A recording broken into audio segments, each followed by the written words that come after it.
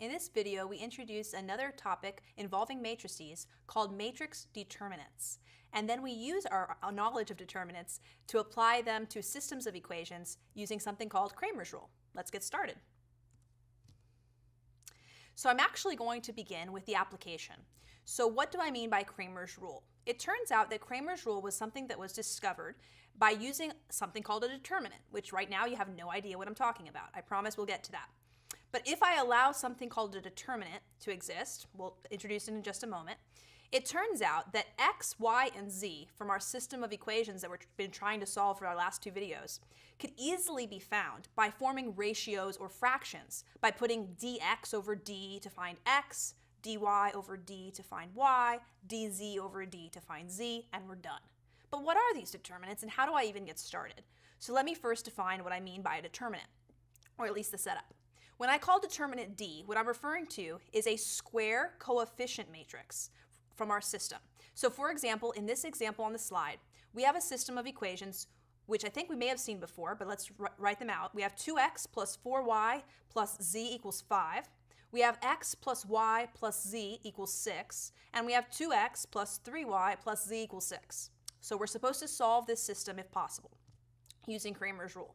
Well, the first thing we'd do if we were using Cramer's rule, if it's even possible, would be to set up our determinant D, which should be from a square, meaning 3 by 3, 2 by 2, the same number of rows as columns. So we would notice here that the square coefficient matrix, D, has a determinant, and that determinant would represent the rows 2, 4, 1, 1, 1, 1, and 2, 3, 1. Now, in a moment, we'll go over how to do this by hand. How do I find that determinant? How do I know it turns out to be the number 1, right? Where is that coming from? We're going to learn in a few minutes how to do that, okay? So we'll have to hold on for a moment. But if you took my word on it for a second, if you allowed me to tell you that D equals 1, then we can get to our next step, okay? Our next step would be to determine what is dx, d sub x, subscript x. Well, it turns out that any subscript, di, is the determinant d, but replacing that column with the letter that it refers to, replacing that column with the constant column. So for example, dx, we would go to the x column, because remember this is our coefficients of x, our coefficients of y, and our coefficients of z. We would replace our x column with our constant column. So let's find the constant column here. The constant column here, 5, 6, and 6 would go where the x column used to go. Now again, we don't know how to do this by hand yet. We're going to learn it in a second. But once we have the setup, we'll then be able to apply either technology or the methods that we'll learn in a few moments to find out that its determinant is the number 2.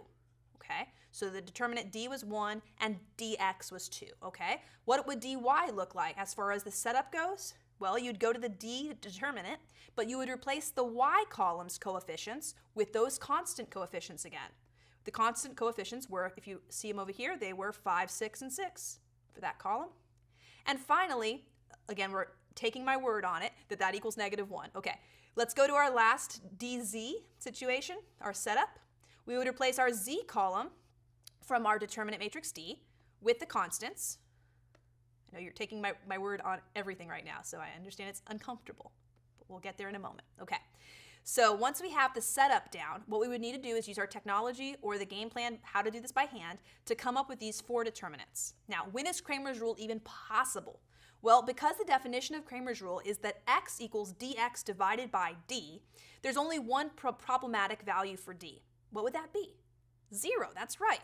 If d is 0, we have 0 in the denominator, and that can't happen. We can never divide by 0. So what you want to check here is that your d is non-zero. It's 1. Perfectly fine. So now if you believed me that dx is 2, that dy is -1, and that dz turns out to be 5, you would have the answer to the system of equations. X would be dx, which was 2, divided by d, which was 1. So in other words, x equals 2. Y would be dy over d, where dy was given to us as -1, and d was given to us as +1. So y would equal -1 over 1, which is just -1. And finally, z would be dz over d, where dz was given to us as 5, and we knew d was given to us as 1. So z would turn out to just be 5, right? And then we could check this solution. Is it really true that when x is 2, and y is -1 and z is 5, all three constraints are satisfied, you could check that solution by plugging them in and seeing if you get true results, right? 2, -1, and 5. Okay. In this slide, I also, if you look at the PDF version or the PowerPoint version of the slides, you'll notice that there's a link there that will take you to a video of how to calculate these determinants in your TI calculator by yourself. So feel free to jump ahead, pause the video if you'd like to do that right now. What I'd like to do on the next slide is begin to show you how you could calculate 2 by 2 determinants by hand, and then we'll work our way up to 3 by 3. Again, technology's fastest, but here we're going to do it by hand first. Okay, so how do we calculate a 2 by 2 determinant, the easiest kind of determinants ever? So these are the easiest kind. Well, it turns out if you have a 2 by 2 matrix A, where the entries are A, B, C, D, let's say, then we could call the determinant of the matrix, DET stands for determinant in most of your technology that you'll use.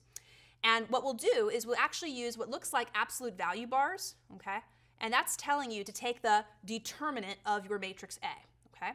And here is the definition of a 2 by 2 determinant. You want to multiply down the diagonal and keep your product the same sign that you get. So we're going to multiply A times D, and we're going to keep, I'm going to use a plus sign for keep, we're going to keep our sign for that product the way it is. And then after we went down, multiplying and keeping our sign the way it was, we'll go up the other diagonal, we'll multiply going up, and this time we'll be changing the sign of that product. So A times D minus B times C, if you want to look at it generically. Well, let's apply it to a situation so that this makes some sense, shall we? So suppose we have a system of equations, 4x plus 3y equals -1, and 2x minus 5y equals 9. In that case, if I were setting up an augmented matrix like we did a couple videos ago, we would have a 2 by 3 matrix, 4, 3, -1 for my first row, and 2, -5, 9 for my second row. But if I was wanting to not use the Gaussian elimination of our past video to find REF form, if instead I wanted to try to use Cramer's rule, the first step would be to find out if it's possible. And the way we would do that is by finding D. Is D 0? If it is, can't use Cramer's rule. So let's find D. D again was your square, it has to be square for determinants, a square in this case 2 by 2 matrix, and these absolute value looking bars, they're telling me this is a determinant. So how would I find the determinant? Well, I would first use my X column and I'd use my Y column. So that's my coefficient matrix there. And let's see, if you want to pause the video, see if you can do this yourself. Okay, so let's see how you did. Did you multiply down and get -20 and keep that the way it was? And then when you multiplied up, did you change the product? So that was a product of 2 times 3 or 6. So you took the opposite of 6. So did you get -26 when you combine those numbers? Good job. Now, is that going to be possible for Cramer's rule? Well, yeah, because it's not 0, right? As long as D is not 0, the other one's going to be 0, by the way, but as long as D is not 0, Cramer's rule applies. So we will be able to use Cramer's rule.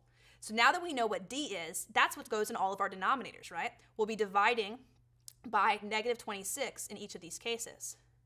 I accidentally wrote the DZ one. Remember, there is no Z for this problem, so feel free to cross that out in your notes, okay? Let's go to dx. What did we do for the setup here? Do you remember?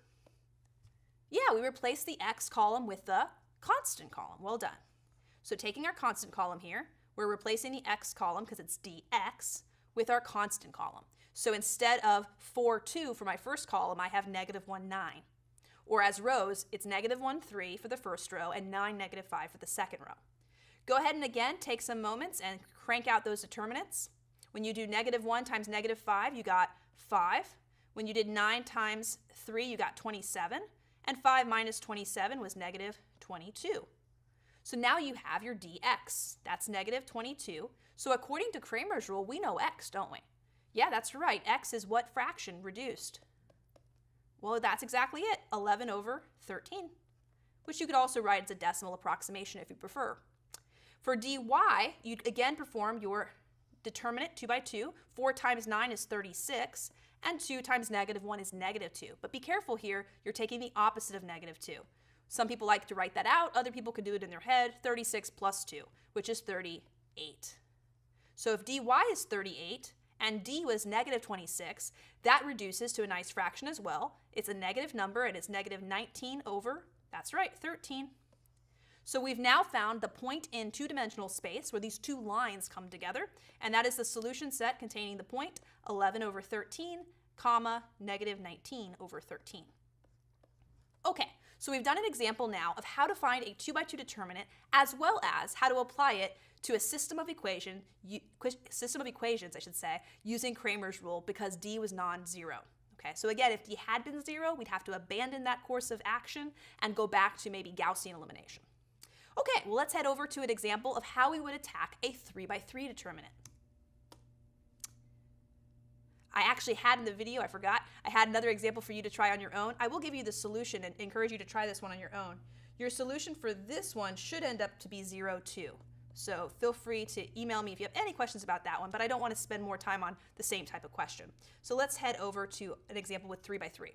So what do we mean by 3 by 3 determinants? Well, it means we have a square 3 by 3 matrix, and we would like to find its determinant by hand. Well, the thing with these is that there's actually 2 ways to do it, and you can use either of those ways. Now, I will tell you, if you're going to go on in math, maybe become a math major or take a lot of calculus classes or linear algebra classes, you will want to know both ways. But if your goal is to just get by, the second approach is easier. Okay, so let me talk about the first approach. It's called expanding by minors. And what you need to do for the second approach is to first choose a row or column that you like to expand. So for example, I have a matrix here, matrix A, and it has the first row of 1, 3, 4, the second row of -2, 0, 5, and the third row of 4, -1, and 6. So I would want to choose one of those rows or columns to expand. Now a little trick. If you're me, or if you're someone who knows what you're doing, you're going to pick a row which has a lot of zeros or ones because we're going to be multiplying by those numbers, and the easier the numbers to multiply by, the easier the problem, especially zeros. But for the sake of convenience for you, for right now, I decided to just expand the first row. But you could have picked any of the 3 rows, any of the 3 columns, okay? I usually like to mark mine, either highlight it or circle it. So I'll be expanding row 1. Now, one thing you'll have to remember is a sign chart. Now, the good news is if you remember the first one, you have the rest of them.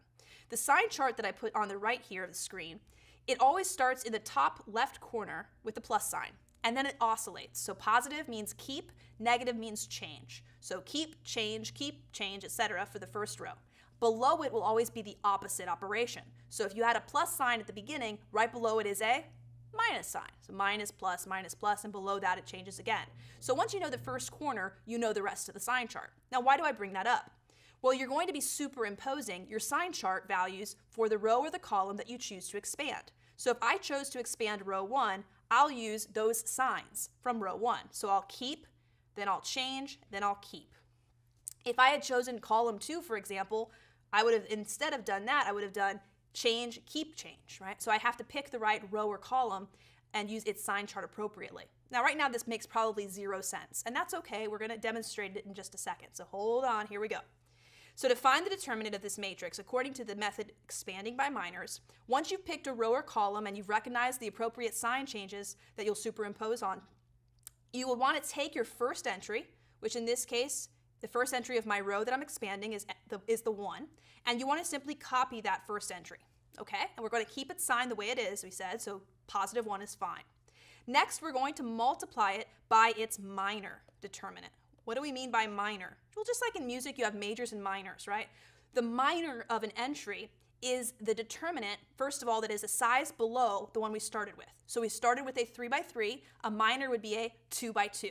So technically, this method works for any size square matrix, n by n. So 5 by 5 will go down to a 4 by 4 minor, and then a 3 by 3 minor, and then a 2 by 2 minor.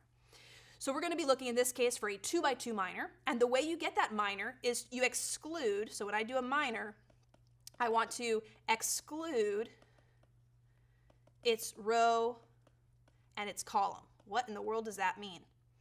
Well, if I'm looking at the entry 1 here in this corner, I want to exclude its row, which would be the entries 3 and 4, and I would want to exclude its column, which would be the entries -2 and 4, which would leave me with these 4 numbers, wouldn't it? 0, 5, -1, and 6. So that's how I got that minor, okay? Similarly, I would go to the next entry that I'm expanding on in the row, which is entry here, this entry 3, and I would now take the opposite of its product. So that's why I have this negative sign according to the sign chart. That's where the opposite comes. And I'll multiply 3 by its minor. So try to find those minors by yourself. Ignoring its row, ignoring its column, wouldn't that lead you with -2, 5, 4, and 6? It would. And finally, we look at our last entry of that row that we're expanding on, entry 4. So with that entry 4, we're supposed to keep the sign the way it is and multiply by its minor, which ignores row 1 and ignores column 3, leaving us with the entries -2, 0, 4, -1. At this point, you could then show off your 2x2 determinant skills, right? You could find the determinant of each of these, like 0 minus -5, that's really 0 plus 5. And 0 plus 5 is really just a 5. So when you multiply 1 times 5, you do get 5 there. And then what's our next one going to be? Well, -2 times 6 is -12 minus 20. So that's -32. And you can multiply -3 times -32. You'll get a positive 96. And finally, you get to your last entry here. You take your determinant, -2 times -1 is 2, minus 0 times 4. Well, 2 minus 0 is just 2, and 2 times 4 is 8. So it turns out that when you add 96 and 5, you get 101, and when you add 101 to 8, you get your final answer of 109. So your determinant here for matrix A was a number. It was the number 109. Now, right now, that has very little significance to you. But what if this was the answer to D, right? If this was a system of equations that we were dealing with and we had found this determinant and it's non-zero, then we could use Cramer's rule to find the rest of our determinants, dx, dy, and dz, and then find our fractions and we'd have our answers. So this has significance not only to systems of equations, but eventually, as I mentioned in a previous video, in linear algebra classes, determinants are going to tell you a lot of things about your matrices. So you'll definitely need to know how to do this by hand. Also, because technology, just heads up, technology will not help you find determinants if you have any letters in them, right? So if I had A, B, C, D like you do on the slide there, you wouldn't be able to use technology. So you will need to know how to do them by hand, but once you've demonstrated that to me once, I'll then let you use technology going forward. Well, there is an easier way. So if that was a little intimidating, here is what we call the engineer's approach, or the diagonals method. So let's take a look at the engineer's approach. By the way, engineers are more interested in doing things efficiently, right? They like to find the cheats, the hacks, if you will, and that's what they've done right here. What they've noticed is that if you could simply copy or duplicate column 1 and column 2 next to your square 3x3 matrix, you could do basically the 2x2 approach with a 3x3. Okay, and you could end up extending this to a 4x4 or a 5x5. The same type of hack works, basically. So what am I doing here? Well, in my example that we just had, let's just copy that same matrix, but I'll do it up here. We had 1, 3, 4 for my first row. Then we had -2, 0, 5 for my second row. And then we had 4, -1, 6 for my third row. Let me clean that up just a little bit. There we go. Okay, so this is what we had originally for matrix A. And what we're trying to do is find its determinant. That's what we're after, but using the diagonals approach, or the engineer's hack, if you will. So the first step that we want to do is duplicate columns 1 and 2 to the right of our matrix. It has to be to the right. And that would mean that I would write column 1, -2, 4, followed by column 3, 0, and -1. Okay, now that I have that, here is the idea of the hack, okay? Remember with the 2x2 approach, we're trying to mimic it basically. We would simply multiply from left to right diagonal and keep the product the way it was, and then we'd multiply up and we'd change the product sign. Similarly, the hack is designed to do just that. If we were to multiply down, let me get a color here for us. How about, let's do blue. If we were to multiply down, we do 1 times 0 times 6, and we would keep the sign the way it is. Well, that's going to be 0, isn't it? So this would be +0. Okay, let's keep track of our work as we go. Then we can multiply down again. 3 times 5 times 4, that's 15 times 4, which is 60. And we're going to keep the sign the way it is. And then we can multiply down again. 4 times -2 times -1. Well, that's going to be 4 times just +2 in the end. And that's going to give me 8. So I have +8 here. Okay, so right now we've used a lot of the numbers, but not all of them. What if we go up the other way, right? So if I go up the other way, 4 times 0 times 4, but I'll be changing the signs as I go in this direction. Well, that's going to be -0, which -0 doesn't mean much, but let's keep going. -1 times 5 times 1. Well, -1 times 5 is -5, and -5 times 1 is -5. But here's where we take the opposite of our answer.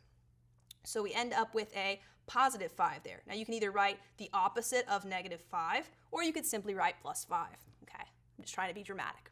Finally, 6 times negative 2 times 3. Well, 6 times negative 2 is negative 12, and negative 12 times 3 is negative 36. But again, we're taking the opposites when we go in this direction. So the opposite of negative 36 eventually is 36. So if we combine those numbers, let's see what we get. Well, 60 plus 8 is 68. Here we get a positive 5, so now we're at 71. And then we're supposed to add 36 to that result. Okay. Do we get the same thing? Yeah, we end up getting our same answer here of 109. So this was a lot easier for many of my students, right? So know yourself. If you find the diagonals approach or the engineer's method to be easier for you, feel comfortable doing it that way. Let's see if you can try one of those two ways in this last example. Here we go. It says, could you evaluate the determinant by hand using the method of your choice? So as long as you do it by hand, either method's fine. Feel free to pause the video or do it with me if you like. Okay, so if you chose to use the engineer's approach, which most students probably would, you would take a look at column 1 and column 2 and write it side by side. So 2, 0, 0, and 3, negative 4, 0. On the other hand, if you wanted to try the expanding by minors approach, my suggestion would be to use perhaps column 1 because it has a couple of zeros, or maybe row 3 because it has a couple of zeros. So feel free to try both ways and really get your practice. Okay, I'm just going to do this method for right now. Okay, what I would do next is multiply down my diagonals from left to right, keeping the signs the way they are. So 2 times negative 4 is negative 8 times negative 5. Now I have positive 40, and I keep the sign the way it is. So the determinant of this matrix, if this was called matrix A, the determinant of matrix A is going to be the result of combining all of these numbers. So right now we had 8 times 5, which was 40. Okay, let's do another one. 3 times 6 times 0. Well, that's just 0, isn't it? Anything times 0. So we're adding 0. Great. Let's do our next one. 4 times 0 is still 0. That's kind of boring. Now we would go up the other direction, wouldn't we? This time changing the signs of any products that we get. So when I do it this way, 0 times negative 16, if you will, it's just 0. So we'll subtract 0 here. Going up again, we'll do 0 times 6 times 2, taking the opposite of its sign, but it's still 0, so that's kind of boring still. And negative 5 times 0 times 3 is still going to be 0, so we subtract 0. So this one was a very boring one. We do get the determinant of 40 in this case, which again you could verify using technology. Check out that link that I had in the notes if you want to do it in your calculator, as well as using the other expanding by minors method. I think this is the faster of the two, so I would encourage you, if you're going to be in a hurry, to use this approach. But if you are going on in math, make sure you understand both of them. Well, that's all we have for today, so once again, be sure to practice because math is not a spectator sport. I'll see you next time.